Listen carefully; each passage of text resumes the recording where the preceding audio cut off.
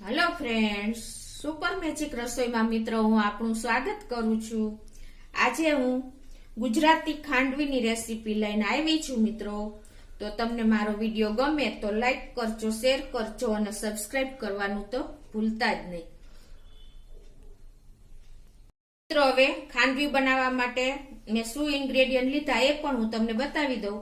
એમાં મેં આ 1 કપ ચણાનો લોટ લીધો છે, એની સામે મેં આ 1 કપ દહીં લીધું છે, ખાટું દહીં છે મિત્રો, અને એની સામે હું 2 કપ પાણી લઈશ।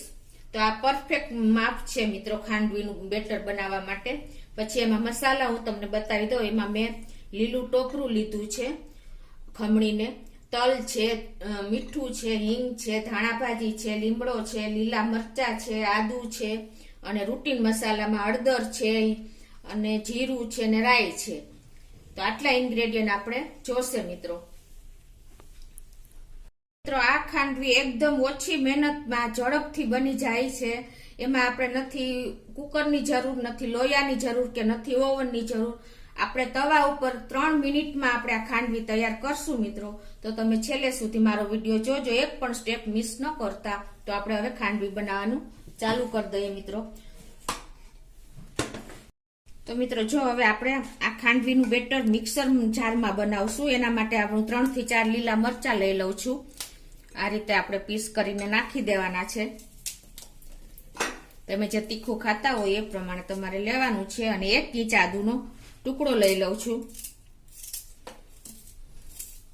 અને 1 કપ આપણે સામે બેસન નાખશું।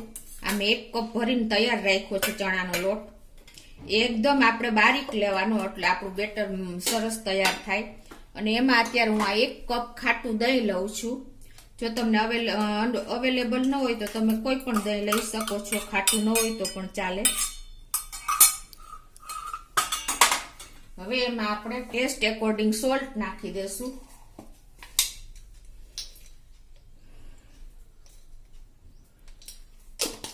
અડધી ચમચી આપણે હળદર નાખી દેશું। એનાથી આપણે ખાંડવીનો કલર પણ સરસ આવે છે। 1 પિંચ જેટલી આપણે હિંગ નાખી દેશું। અને હવે આને આપણે મિક્સરમાં પીસી લેશું। આપણે બેટર તૈયાર કરી લેશું। તો આપણું બેટર તૈયાર થઈ ગયું છે દહીં ને બેસનનું। હવે એને આપણે મિક્સર બાઉલમાં કાઢી લેશું।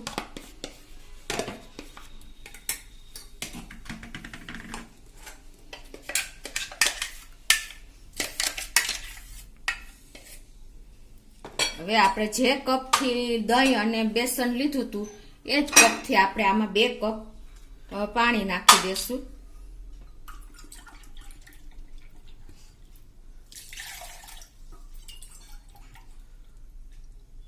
મિત્રો આ પરફેક્ટ માપ આપણે રાખવાનો છે। આપણે જે વાટકી કે કપ તમે જે સેટ કરો ને એ જ કપથી તમારે બેસન લેવાનું છે, એ જ કપથી તમારે પાણી અને દહીં લેવાનું છે મિત્રો। તો 1 કપ સામે 1 કપ બેસન સામે આપણે 1 કપ દહીં અને 2 કપ પાણી લીધું છે। અને આને પરફેક્ટ આપણે હલાવી લેશું।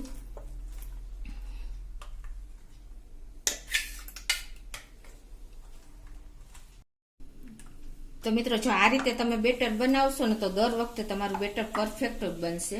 તો હવે એને આપણે હલાવ્યા વગર હું અત્યારે નોનસ્ટિક તવા ઉપર બનાવવા જઈ રહી છું। તો એમાં હવે આપણે 1 ટીપું જેવું તેલ નાખશું। નોનસ્ટિક છે એટલે આપણે બહુ ગ્રીસ કરવાનું નથી। આ રીતે 1 ટીપું તેલ નાખીને હાથેથી ફેરવી લેશું।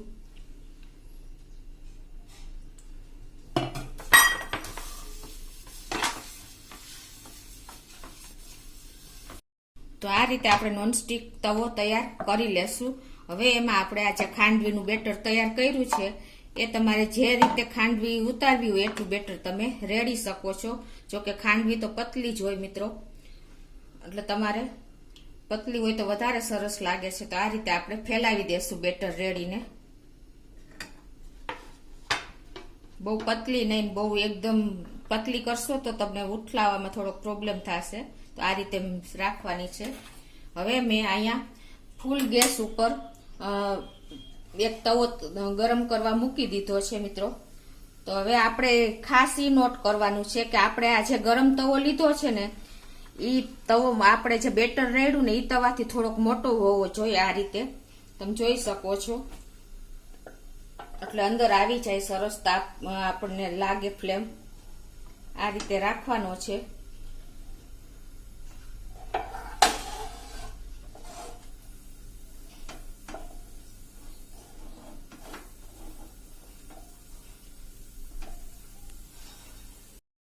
આ રીતે સેટ કરીને પછી આપણે એને ઉપર ઢાંકણ ઢાંકી દેવાનું છે અને આને ફૂલ ફ્લેમ ઉપર આપણે 3 મિનિટ થવા દેવાનું છે.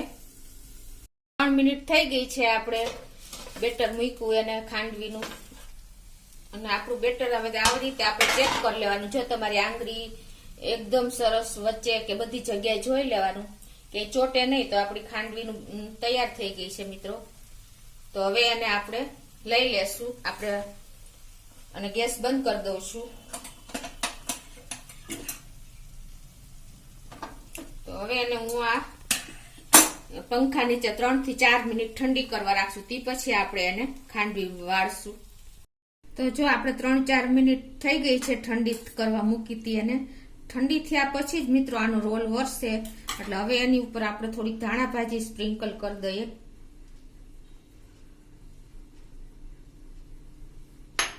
હવે એને આ રીતે આપણે ચપ્પેથી કટ કરી લેશું.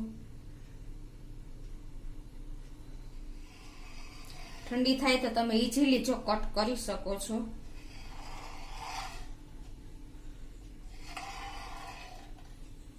હવે એને આપણે આ રીતે રોલ વાર લેશું.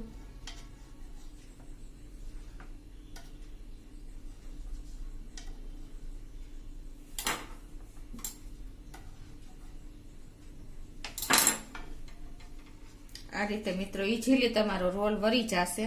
એક મિનિટ ફરતી તમારે પેલા રીંગ આવી રીતે ચપ્પુ મારી દેવાનું.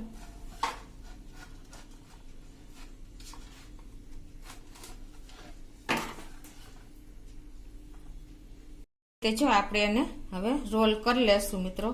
તમે જોઈ શકો છો ઈઝીલી આપણા રોલ તૈયાર થઈ જાય છે. તે જો મિત્રો આપણે બધા રોલ તૈયાર કરી લેશું. તમે જોઈ શકો છો ઈઝીલી આપણો રોલ વળી ગયો છે, અને આમ પણ જો તમે એકદમ સરસ થયો છે. રીતે જો મિત્રો આપણે બીજો પણ રોલ આ રીતે તમે જોઈ શકો છો ઈઝીલી આપણો રોલ વળી ગયો છે મિત્રો. તો મિત્રો તમે જોઈ શકો છો આપણે બીજો રોલ પણ વાળી લીધો છે. તો આ રીતે હું બધા રોલ તૈયાર કરી લઉં છું મિત્રો. તમે મિત્રો જોઈ શકો છો કેટલી મેં પતલી ખાંડવી ઉતારી છે. તમે આમ તમને બતાવું છું, એકદમ પતલી થઈ છે. આ રીતે તમે નોનસ્ટિક તવા ઉપર ઉતારી શકો છો કોઈ જાતની ઝંઝટ વગર, મહેનત વગર 3 મિનિટમાં મિત્રો. તો તમે જોઈ શકો છો રોલ પણ આપણા ઈઝીલી વળતા જાય છે. તો આ રીતે હવે હું બધી ખાંડવી આપણે જે બેટર બનાવ્યું છે એની બનાવી લઉં છું. તમે જોઈ શકો છો એકદમ ઈઝી સરસ તૈયાર થઈ ગઈ છે. આપણે હવે બીજી બેન્ચ આ બેટર હલાવીને આપણે લઈ લેશું અને ઉતારી લેશું આ રીતે.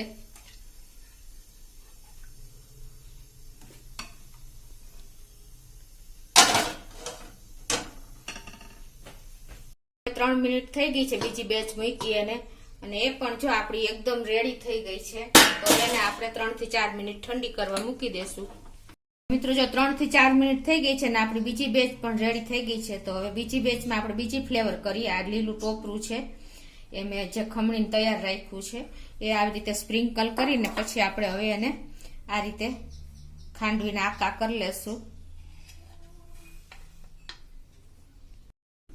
તો મિત્રો હવે આના પણ આપણે રોલ વારી લેશું. તમે જોઈ શકો છો એકદમ ઈઝીલી આપણા રોલ એક આંગળીએ જ વળી જાય છે મિત્રો. આ રીતે આપણે બધા રોલ તૈયાર કરી લેશું. તો મિત્રો જો આપણે ખાંડવીના રોલ વાળીને તૈયાર કરી લીધા છે. હવે આપણે એના ઉપર ટેસ્ટી બનાવવા માટે એક વઘાર કરશું. તો એના માટે હું ગેસ ઓન કરીને 1 ટેબલ સ્પૂન જેવું ઓઇલ મૂકું છું.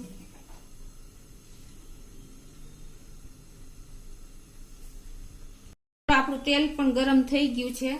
આપણે 1/2 ટીસ્પૂન રાઈ નાખશું, 1/2 ટીસ્પૂન જીરું નાખશું, અને અડધી ટીસ્પૂન આપણે તલ નાખશું અને આપણે લીમડાના પત્તા નાખી દેશું અને મરચાં આપણે જે પીસ કર્યા છે એ નાખી દેશું. હવે એને આપણે આ જે પીસ રોલ વાળ્યા છે એની ઉપર આપણે રેડી દેશું.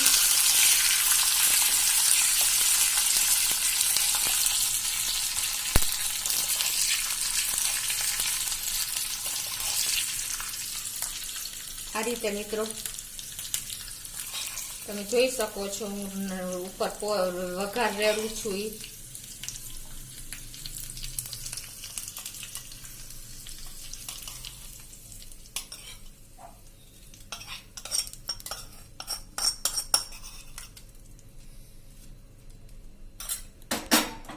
અને ઉપર આપણે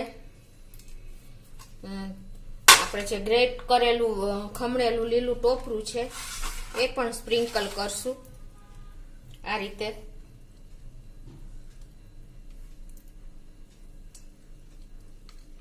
અને એની ઉપર આપણે થોડીક ધાણા ભાજી પણ સ્પ્રિંકલ કરશું.